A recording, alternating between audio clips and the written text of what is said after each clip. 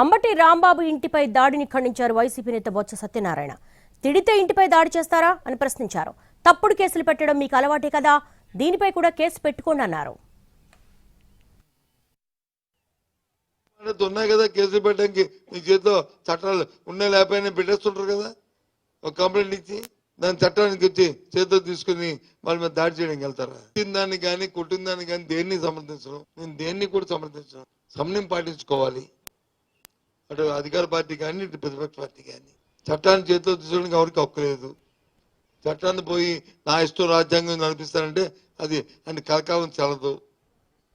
బుద్ధులు మాట్లాడుతూ ఉన్నాయి కదా, కేసులు పెట్టడానికి మీ చేతిలో చట్టాలు ఉన్నాయి లేకపోయినా పెట్టేస్తుంటారు కదా. ఒక కంప్లైంట్ ఇచ్చి దాని చట్టానికి వచ్చి చేతితో తీసుకుని వాళ్ళ మీద దాడి చేయడానికి వెళ్తారా? దాన్ని కానీ కొట్టిన దాన్ని కానీ దేన్ని సమర్థించడం, నేను దేన్ని కూడా సమర్థించడం. సమన్వయం పాటించుకోవాలి, అటు అధికార పార్టీ కానీ ఇటు ప్రతిపక్ష పార్టీ కానీ. చట్టాన్ని చేతితో తీసుకోవడానికి ఎవరికి హక్కులేదు. చట్టాన్ని పోయి నా ఇష్టం రాజ్యాంగం నడిపిస్తానంటే అది అని కలకాలం చెల్లదు.